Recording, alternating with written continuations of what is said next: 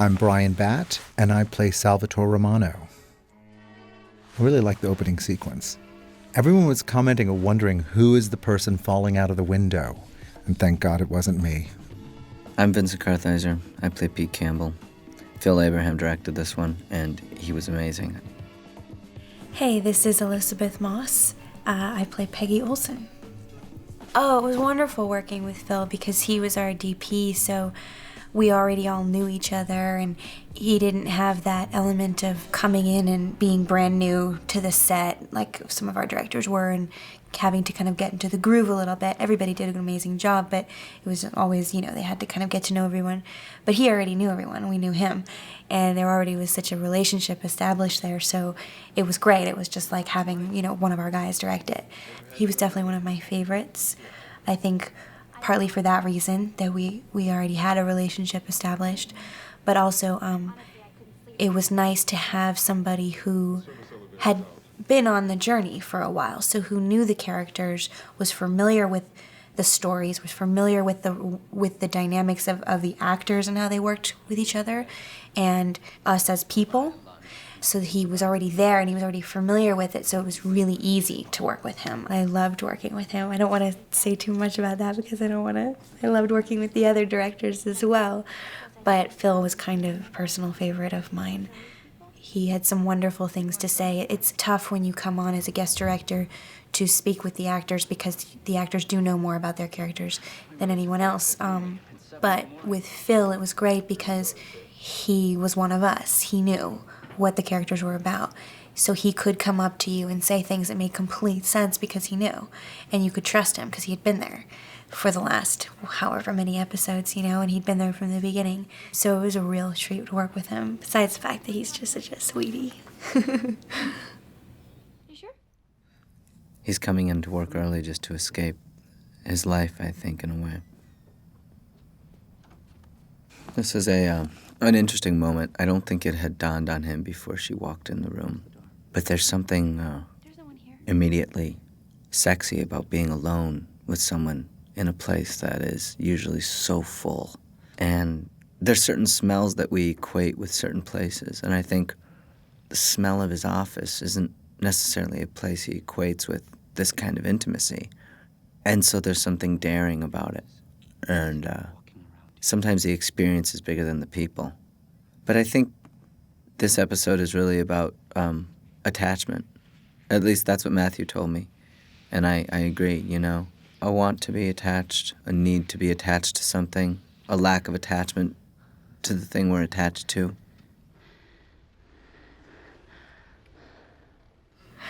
Okay, so this scene. I heard so much about this from everyone around me. Everybody was like, I can't believe you slept with Pete again. I think one of the great things about their storyline is that this took 5 or 6 episodes to get to, which was great. It didn't happen right away, which built a wonderful tension. And it's episode 8, so it was left long enough for the audience to think that it wasn't going to happen. And just when they thought it was over, it came back in. We kind of just threw ourselves into this scene. Vinny and I, we knew that there was no way to, half-ass it. We knew there was no way to go about it without just really going for it. And it had to be passionate. It had to look real. It had to look like something that took 8 episodes to get to. And so we just kind of went for it. And we were both professional and been working a long time since we were little. So that helped. But we kind of had a little talk beforehand about how it was going to happen and what we were going to do. And we just went for it. And it looks really, really good. And I think we're both really happy with it. You don't. You haven't been right once. And I love that line. I don't know if I delivered it how it's best. But that's a great line. No, you don't. You haven't been right once. That game that plays on between a man and a woman of I know what you're thinking and no, you don't. And this part plays back to the attachment, which is, you wake up every day and you look at your wife and you wonder, who are we and what is... Am I really part of your world? I think people have an idea about life, you know? I'm going to have this job and it's going to bring me this happiness and this success. I'm going to have this wife and these kids and this house and it's going to make me feel complete. And I just don't think most of us ever feel complete, you know? Maybe we're not looking in the right places. And it's an American issue, too. I think it exists other places, but I think it's common in America. This has got to be about stage 2 of the padding, which you can see it's kind of growing in certain areas. And it's funny because her confidence is growing as well, which is an interesting dynamic. She doesn't get necessarily more insecure or more self-conscious. She actually gets more and more confident, which is kind of interesting. Elisabeth is a really great actress, and we're really comfortable with each other. We really like each other, genuinely, and it was fun. We had fun that day, you know? Sexy. She's so sexy. Look at her. Oh, my gosh. She's so beautiful. And Phil Abraham said, you know, that's the moment where you really think, what did I just do? Oh, here we go. There's little Krista.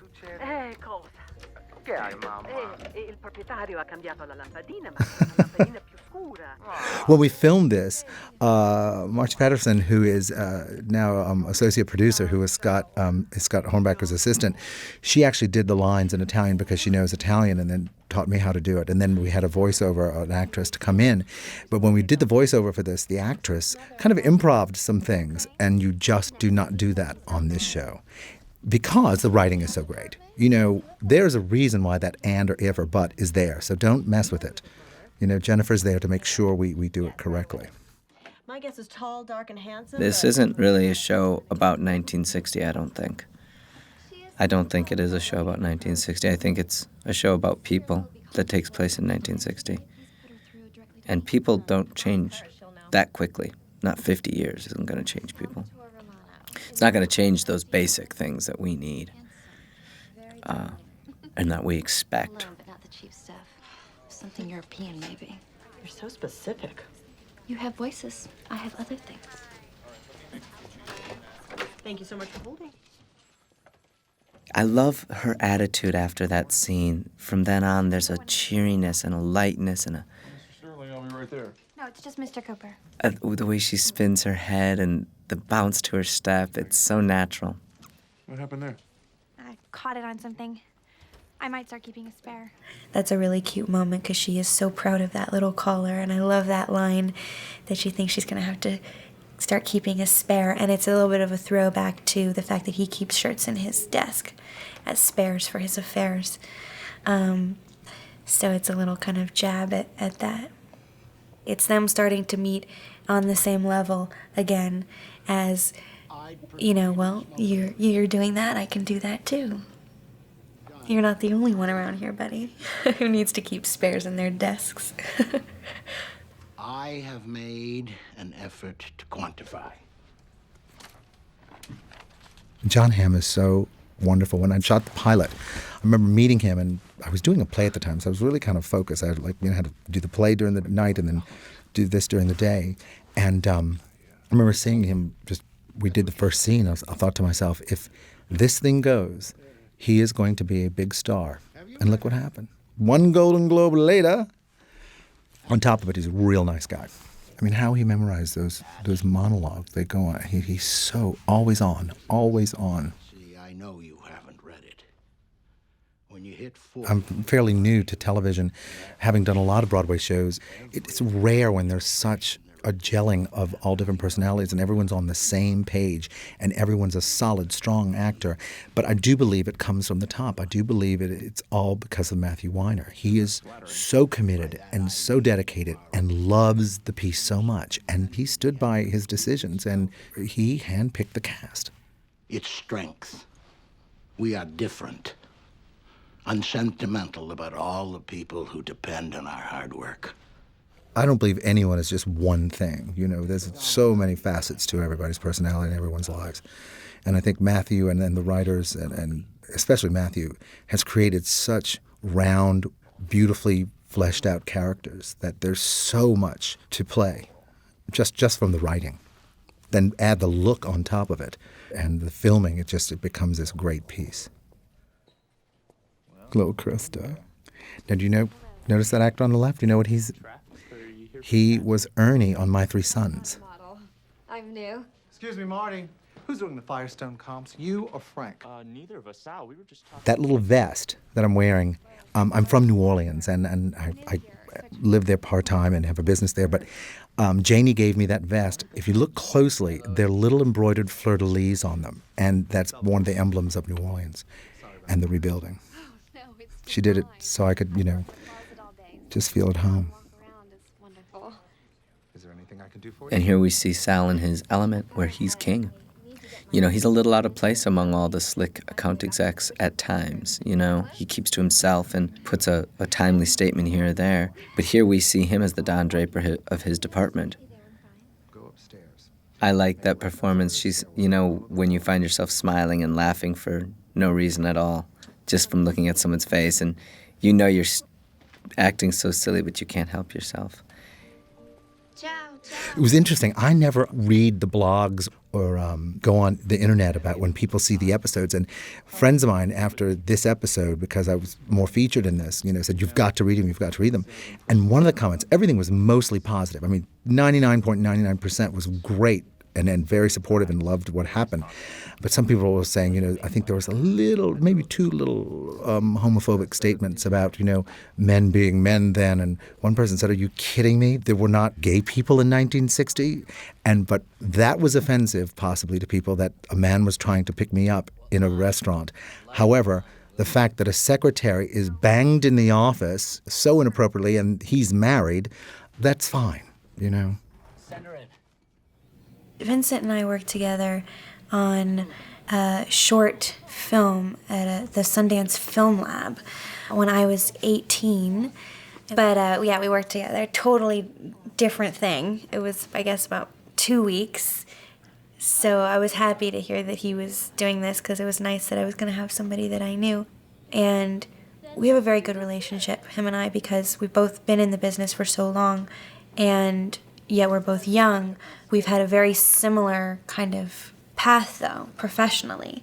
So we have a lot in common in that respect. And working with him is so interesting because we're almost competitive. There's almost a competitive edge to our scenes. We're constantly it's like a tennis match. Like, we really are trying to, in the most playful and in the best way, one-up each other. And at the same time use each other and play off of each other. And it makes for really, really exciting and fun scenes because we're constantly kind of going back and forth.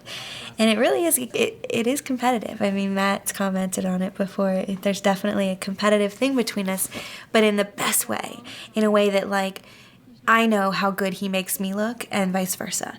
And we love working together because of that. We have kind of different ways of working. We don't work the same necessarily, but somehow it still works together. I think he's absolutely extraordinary on this show. I mean, I was watching an episode the other day, and the little things that he does, the subtleties and the details that I don't think even a lot of people see or notice, and you'd have to watch it even several times to get, are just impeccable. I think what he does with Pete is genius. And he's nothing like Pete. He doesn't look like him. He doesn't talk like him. Vinny is nothing like this guy. And sometimes I just watch his scenes and I'm just absolutely blown away by what he does with him because I see what he's doing as an actor. And it's just, I think he's absolutely genius. I think it's one of those performances that years from now will be looked back on once you kind of see it several times and see how it evolves, will be looked back on with great respect because it's a genius performance. I'm not interested in that. I think Pete feels that he's got really good ideas. He thinks everything that has been happening with Peggy is just to spite him. It's just done to show him up. This show is about masculinity, and it's about the male ego. The male ego is probably the most dominant force in the world, whether that be good or bad. It's a sensitive and large thing that dominates almost every society, and he's healthy in that area. He belongs to me, not you. This is great. I love this. This is this whole speech, Don Draper just drilling it to this guy and just saying, you know what? Yeah. And I think that's Don's real talent, at least from being in the boardroom with him. He knows how to read people and knows what they want and knows what they need. And it's the same with women. You know, he knows when to take a woman and when to let her chase him, you know, and he does it almost instinctually. There's a real subtlety to John Hamm's performance throughout that really allows us as actors to fall into the place we need to in order to follow him, be led by him, or chase him, or whatever Don Draper needs us to do. I mean, he's controlling this man, you know, it's an amazing scene. And Matthew Weiner really understands that. Matthew Weiner really understands the dynamic between men, and that there are winners and there are losers, especially in this arena. Even if there aren't winners and losers, we think there are. So it becomes real in that sense. It's like God. And I think that's a big part of this, too, is there is no right answer. It's, at least whenever, maybe Matthew would tell you there's a right answer, but I think it's up to the audience to decide these things. Aaron and Rich and Michael and I have all become really good friends, and we do hang out because we have so much time also on the set together. Usually we're always in a scene together, and we've become really good friends off camera as well. Rich's wife just had a baby, and it's just kind of great. We really are kind of like a family. This is a cast that does get together and does party together as well. I miss them when I'm not in town. And boys club. Should I just put it down? Come on, Peg. Join the boys club. What's interesting about this scene is that she's towing the line between her job and her place and perhaps taking the next step. They don't let her by any means. They keep her very much in her place. But she kind of can glimpse over the fence what might or could possibly happen. And it's the beginning of that for her. And you know, I think she's very proud and very excited and knows her place, but is starting to kind of get the idea that maybe things could go in a different direction. The placement of the hat in the background, there's a lot of detail, you know, and I think every shot is constructed, even though we're doing it on a really quick schedule. You're arrogant. The one thing about the show is really hard is the technical aspect. With the drinks and the cigarettes and the lighting and everything, every time we have to do a take, the cigarette has to be a certain length. We have to make sure the cigarette's in which hand, when you did it, you know. This again just shows how their relationship between Peggy and Joan is not going to go in the direction that you think it is. They're not going to be best friends.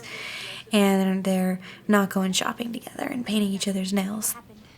They loved it. What are you talking Elizabeth Moss, I mean, she's such a wonderful actress. She's lovely. It's very interesting to see her work because she's on the whole time. She's great, but there's something that happens when the camera turns on her. There's this inner spark that just comes out that you just can't manufacture. You either have it or you don't. She's quite wonderful, and so is Christina Hendricks. I mean, look at her, but also her subtlety, her just the things she throws away. You know, some people could not even begin to do that, and the looks. Well, and the hips. That walk. It's going to be hell of an afternoon traffic meeting. Oh, champagne. When did that happen? I think that Pete, in a way, can really be himself with Peggy, whereas he's not really being himself with his wife. His wife has these certain expectations of him to be a certain person, and I don't know necessarily if he is that person. Vinny could talk much more about it, I'm sure, but in my viewpoint, it seems like he can relax a little bit around Peggy and be himself, which I think is why he is attracted to her. He doesn't have to be anything with her. She's so happy just to have him there and have him speaking to her and have him liking her that he doesn't have to be anything but himself. And at this point, after these 7 episodes, she knows him much better and kind of knows who he really is. So she is at this point liking him for who he really is, and I think that is very attractive to him. This was one of those scenes where Matthew Weiner came on set and saw the scene and came over to me and said, do a 180 from where you're going with it and go this other way. And I'm so proud of her in this scene, and I need to show her this kind of tenderness and appreciation in order to kind of see the transition later on. Well, if we're starting at 3, you can go home at 5. It'll still be after work. Oh, she's so cute. We all work so hard. I think we all. Matthew has such a good sense of his story that I was lucky him and Phil were both there to kind of, once again, guide me in the right direction. And she's rallying for his attention. This is so great. That little skip was written just as that I walk out and I'm walking, and as I'm walking, I do a little skip. And I had him show it to me. I said, you do it, show me what you want. And he came out of the office, walked, did the skip, and I was like, okay, great, let's do it. And I did it just exactly as he wanted it done, you know what I mean? It was basically what I thought it would look like. But we have that kind of relationship, Matt and I love that there's a trust, and there's we're in sync on so many things. Hello, with Sadler, by the way. The cut of the pants are so slim that it is binding in a way that you can't, nowadays, now tight pants are coming back, but for a long time, looser pants, and you can move freely. You really can't move as freely. That's why people walk the way they did. And also, they're very high-rise. I mean, there's a 13-inch zipper. So you're zippering forever. They want them at your navel or above. That's how they wore the pants. The jackets are cut very fitted and formed. So you really, you don't have all this room. So you're very pulled up and you're very stiff sometimes looking in the clothes. And it's mainly because of the cut of the clothes. That's just how it was. Unfortunately, you will never see Sal without his jacket on because I'm a natural sweater. And under the lights, I tend to sweat a lot. She's so great, too. Now? Rosemarie. Such an interesting look and such a good actress. It's a bonus. I'm not sure what for. I bet. It's very funny. We always say to the writers and Matt that, the scripts are so great. We're just trying to get out of the way and do the scripts justice. And they're so kind and giving. And they say, no, you guys are doing such a great job, too. But I think it takes a good actor to make a bad script believable. These scripts are so brilliant. I really do believe we just have to be true to the character and not do too much. You really just play the scene and play the brilliant writing. It's rarely do you get such a chance to do this. You'll love it. We're going to get high. Some of these characters, I mean, they're cracking me up. The Fez hat on with the glasses and the shorts and the... I enjoy watching some of the stuff. I also find that sometimes hanging around the set or whatever, like I said, there's different moods for different scenes, so there's kind of dynamics between these characters that I know nothing about. And me being there or like hanging on set or trying to talk to John or any of the actors, I think might be kind of weird even. They have their own little world that they are their lead characters in. And while at the office, you know what I mean? And he's so great in this scene, John Hamm. It's great because our production offices are right upstairs from our sets, so the writers and Matt can come down and do all the time. So they pop down and visit a lot, and Matt will come down. At times, he'll be there for almost every scene, just pop in and check it out and go back up. Sometimes he misses a lot, but it depends on how much he's writing and how much under the gun he is. But there's definitely a relationship between some of the actors and him, if he's very much a father figure, and we very much like it when he comes and visits so that we know that we're doing okay and we're doing what he wants and we're doing what he envisions. We trust him so implicitly, and his vision for the way things should be has proven to be so right on that we like to have his approval on things because he's usually right. And the way that he wants something is usually the right way to go about it. So we love having the fact that they can be there all the time. There were times during the first season when he was writing a lot and he wasn't able to come around, and I hated it. It was awful. And then when he was directing the last episode, that was great because he was there all the time. So I was very happy.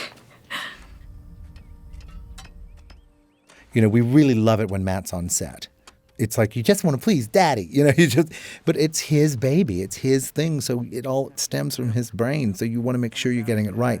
The one good thing is also that always whoever wrote the script is on set while we're filming. So if you have a question about intent or something, it was very strange. I'd never worked this much in television, and coming from the theater, the director is really who mans the ship.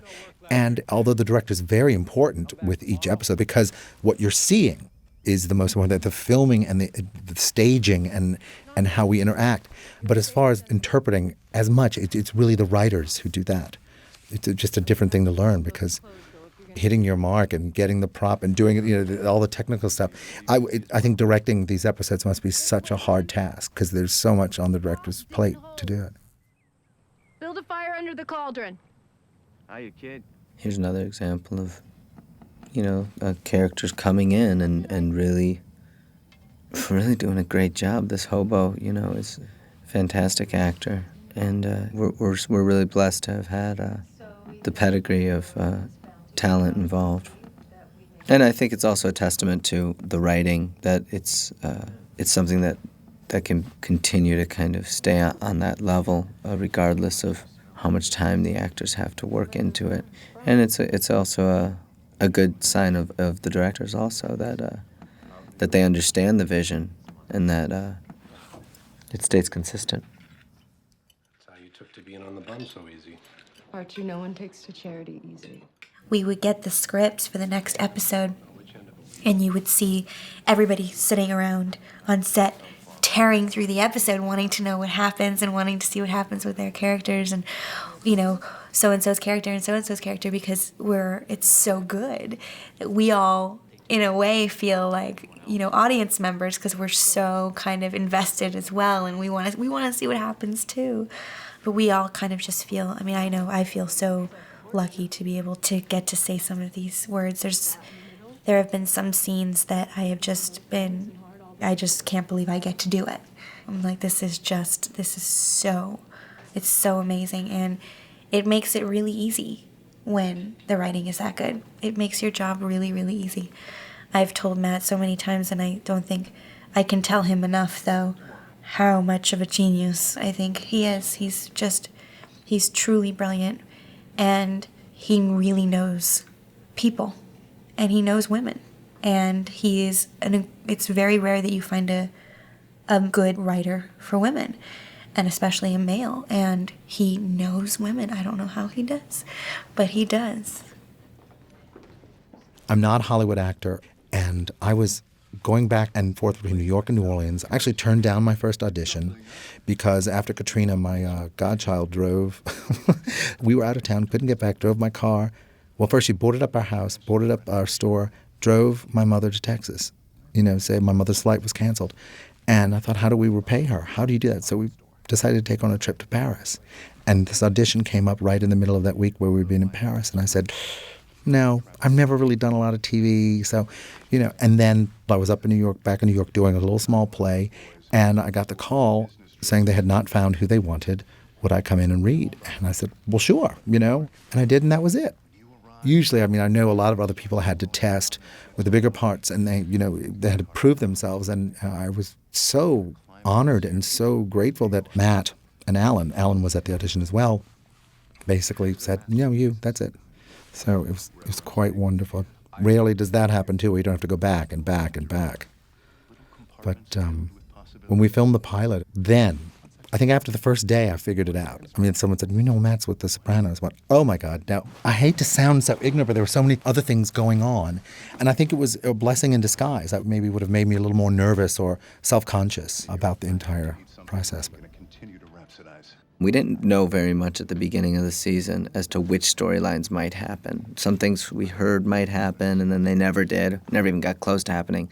Other things we never saw coming, and then some things we kind of knew were going to happen, and we kind of knew at some point Sal was going to be confronted with these kind of choices. And I think it's something that Matthew and Bryan Batt, they both did a great job of, Matthew especially, of bringing in just really subtly at first, just that idea. And so it leaves a lot of room to be explored and to take its time. This scene was a lot of fun. We had several dance lessons, which, if you can imagine, with this cast was a lot of fun. Learning the cha-cha with these people was a blast. And we all got quite good at it, and the twist, we had so much fun. It was a really fun scene to shoot because of the dancing and because of the music and the extras. And I rarely leave the office, so it was one of my few scenes outside of the office. And we shot it in a real restaurant in downtown LA. And I love their little dance. This is the greatest. This is the greatest. Look at how beautiful she is. My gosh. And Michael does this little cha-cha-cha. It's so beautiful. The choreographer decided one couple at least should do something really subtle and small. Going back to the well, interested? That became a catchphrase with everybody at any party when we'd go, I'm going back to the well. This is my favorite. Watch them. And she's so giddy and careless here, and free and kind of sexy. And it's not attractive to Pete. That's not how he likes her. He likes her in the role that she's in. It's just another idea of that attachment. I mean, who's this person now? Now there's another side to this person, another role to this person, and more complications.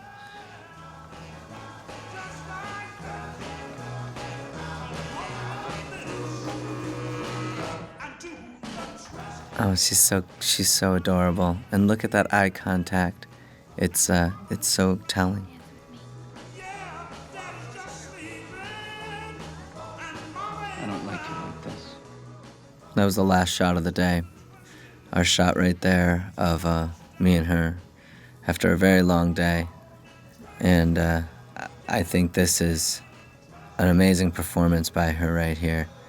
He of course, skirting his responsibility for her emotions, and she's trying to shake it off internally. It's just a beautiful performance.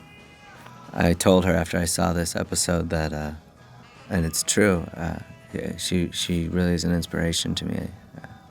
She's such a fine actress. I think what he means when he says, I don't like you like this, I think it's twofold. I think he doesn't really mean it. It's mainly a statement to push her away and get himself out of that situation that he doesn't know what he's going to do about now. If he does mean part of it, what he does mean is that he doesn't like her happy and confident and enjoying herself and not being the Peggy that she was, not really needing him. And I don't know how much he likes that. I think it's mainly something to push her away. He doesn't know what he's going to do about his own situation with his wife, and I think it's just a way to kind of get rid of the whole thing. I think it's more that than that he actually means it. If anything, I think that he probably finds her even more attractive now in that moment, and it's a way of somehow pushing that away, I think it's much more him putting the brakes on it, on the situation and on her and on what's going on between them and feelings that are starting to actually arise. And I think something in her shuts down at that point, and it's sort of the beginning of her really starting to shut down that part of herself. From that moment on, she becomes more and more focused on her work. She gains more and more weight and starts to move on from Pete. And it's a real turning point, that moment. Phil Abraham directed this one, and he was our first director of photography. He's quite brilliant, and he was so great with his direction because it was very precise, you know. And what he said was just a couple of words, and it would be exactly what you needed to hear, you know, rather than a whole diatribe of going on, you know. Also, it's filmed beautifully as well. Phil was there from the beginning, and he knows the characters. He also knows the style of the piece. Because without being too heavy-handed, there is a definite style to the filming. What are you afraid of? I went into a pharmacy one time, and this woman went, "Oh, I'm so sorry for you. Are you okay? I'm like, "What?" And I thought something had happened that I didn't know about her. And she goes, "Oh, but Sal, you should have gone home with that guy. Your heart must be breaking." And I'm like, it was very funny. I mean, it was, "No, honey, it's okay. It's how it's written." And I don't think she really thought I was Sal, but I think she really, really felt that why couldn't he go do that? Why couldn't he just be happy? It's very interesting. We get our scripts about 4 or 5 days before we start shooting. Sometimes less, sometimes maybe a day or two more, but usually about 3 or 4 days. And with Alison Brie, who plays Trudy Campbell, my wife, we usually would get together and work it. You know, we would meet at a restaurant and just talk about it, or we would run through it and do the scene and call Matthew and ask him questions. And you know, I know Elisabeth and me never really even would rehearse stuff. We would show up and we would kind of say the words and hit kind of these marks and look around. And for her, I think things came really instinctually and simple, you know. Generally, what we would do is, you know, on a television set, it's not, you don't rehearse. You have a table read, and then, you know, if there's a scene you have questions about, generally you try to ask those before the day. But then on the day, you get dressed, you show up, you do a small rehearsal, you light it, and then you go and you finish up and you make sure you know your lines and you show up and you do it. So it's not a rehearsal process as much as it is kind of a blocking rehearsal, really. We usually get the script about, I guess it would be about 2 or 3, 4 days before we start shooting it. Sometimes a little more and sometimes a little less. And there's a table read, and that's usually when we all get to see each other and see other scenes that we wouldn't get to normally see, and we all get to see January, who we don't normally see. And the table reads are great because everybody's just so good, and you get to hear the lines for the first time, and everybody gets to laugh and enjoy it. And I always look forward to them because they're a kind of great kind of getting together as a group and getting on the same page, and they're always really fun. And you know, it's such a joy to work with these actors and to then hear them do these scenes, and you don't often get to see. Is great. But I sleep like a stone. My perception of Matthew's vision on this is that he's open to ideas, and he writes his scripts, and you kind of get the feeling that he's still discovering things about them as he sees us do them, and he's changing his mind, and he's open to changing his mind. And it's not like he comes in like a control freak, but it's that he knows what it should mean. He knows what he's trying to say with the overall thing. So if he watches you do something and he goes, "Oh, that makes more sense, and that serves what my vision is as a whole, what this episode means to me, what's going to happen later, how I envisioned it." And because, like any good writer, he takes from real life, I think he has a memory also, not only a vision of what it should be, but a memory of what it was. And so that's what it really means to me. And when he shows up on a set, he'll see what you're doing and he'll have a direct response to it. And if he doesn't, generally that means that it's fitting within the parameters of where he wants it. But if you come to him with a question, he has an answer. Or he'll say, "Let me think about it." And then he'll say, "Well, let me see it." And then he'll do it. And then he'll say, no, it's this one. And here's why. And he'll tell you why. That's what it is to me. It's I'll be doing a scene and Matthew will come on set and he'll walk and he'll watch it, and I'll see on his face a look of confusion. And he'll come over to me and he'll say, "Why are you doing that?" And I'll tell him, and he'll say, No. This is why. This is why you're doing that. This is why. And then sometimes maybe I'll even do it like that for a little while, and he'll come over and he'll go, wait. It's almost like none of us really know what's supposed to be there. And maybe he doesn't even know precisely what it's supposed to look like, but he knows when he sees it. That being said, like I said, I don't think like he has a clear vision means like he has something stapled down and you have to fit it. I know what it looks like.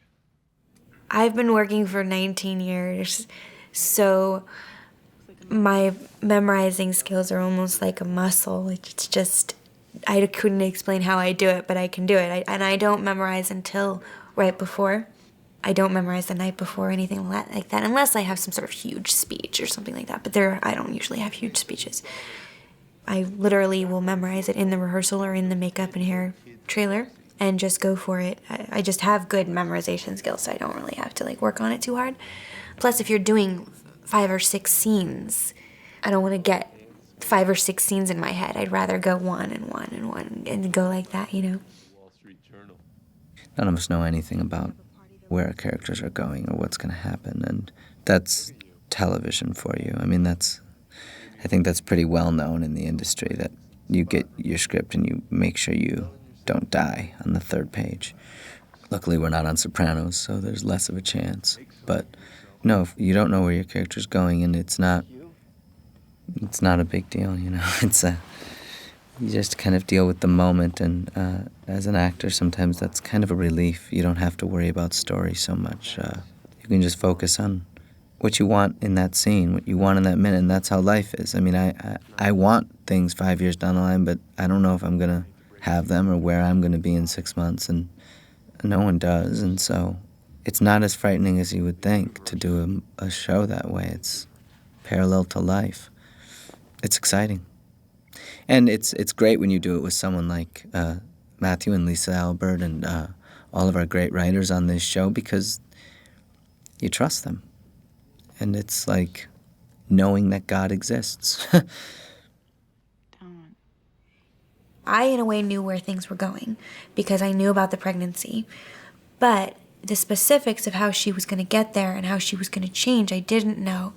So it's really interesting when you're doing a TV show because you get the episodes pretty much right before you do them.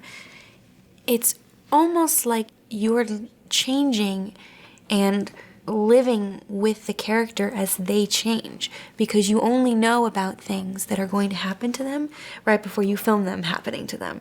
So just like it is in life, you don't know what's going to happen the next day. You don't know what's going to happen the next day with your character. So it really lends itself to the subtle development of a character, because you can film an episode where something happens in the next episode and there's no trace in that character, in that scene, that's going to happen, because you actually just don't know. You haven't seen the script yet. It's really interesting how that happens, and I've actually, that's been my favorite thing about being a regular on a show, is getting to develop with the character on such a close basis. And as far as Peggy's actual arc and her changing, she does change a lot. But the way that she changed made so much sense to me and was so organic and so true to who she was that it wasn't difficult. It made complete sense. And it was also very subtle and came in such sort of steps that I felt like it was done really well. When you take it episode by episode, though, it becomes very easy because it isn't one big leap. As an actor, you're just taking it literally scene by scene as it's happening to her. So it doesn't seem like you're going from 0 to 60, even though she's so different at the end of the season. As an actor, you've just been taking it episode by episode, so it's very subtle and there's a gradation, you know.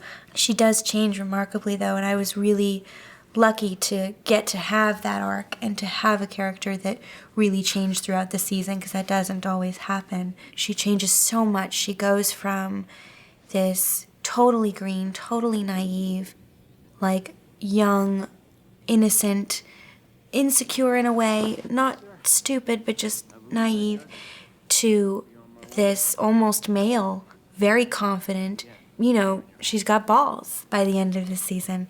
And it's quite a change. And she really grows into herself, pun intended. It's quite interesting because everything is filmed out of sequence, and we only see the cast. And there's a lot of times the smaller parts are not cast by the time when we do the table read. So it's an assistant, or someone from Lionsgate or AMC, or an AD reading the part. I really last year was only in office scenes, and that one scene outside of the office at the bar and the restaurant. So we barely crossed paths with January. I barely saw the kids. I barely saw a lot of other characters. So when we did see the episodes, it was quite interesting because I never knew in the bedroom, their home is on another set in another studio. So I would walk over and see, I did happen to see it, but it is quite wonderful seeing how it comes together and what shot they do keep. And, what you thought was your best really wasn't. And it's all subjective. It's also interesting, like when you're doing the scene, especially when there's people and there becomes a rapport and there becomes a rhythm with the scene, how you think it's progressing. And we thought, we've got this great rhythm going, and there's lines that are cut, beats that are put in with pauses. It's no matter, you just it's very, you just film and hope for the best, and thank God we've got the best working on it. No, Pete. Sorry. No sloppy seconds for you. This scene is sort of very sad because she does come in, I think, expecting to see Pete. And I don't know what she expects exactly to happen, but he's not there. And I think she kind of at that moment realizes what is going to be happening with them, or what is not going to be happening. And she's had her heart broken now, but in typical Peggy style, she's not going to be crying in the ladies' room, and she's at work. She shows up early to see me. She expects me to maybe come in. And here we kept doing takes of this where I stop and look at her and then go in. And I kept telling them, you're not going to want me to look at her. Trust me. It's more powerful if I don't. And then they edited it so I didn't look at her. And I felt very proud and very right. I felt righteous is what I felt. And I love that shot at the end. It relates to maybe the sign on the fence post, and it's a name that isn't his. And I really love that episode. I think it's symbolic in so many ways and can be taken so many different directions. And I think it's clever, and it's almost like a puzzle for the audience. It's the episode where we realize that, unfortunately, a lot of people are very unhappy, that no one is getting what they really need in their life. And they're closing off or they're seeking it elsewhere. But Don just ended his relationship with Midge. Sal doesn't go off with the guy. Poor Peggy is just longing for Pete. Pete is miserable. But it's been just heaven to work on. And I just can't wait for season 2 because it is going to be wonderful.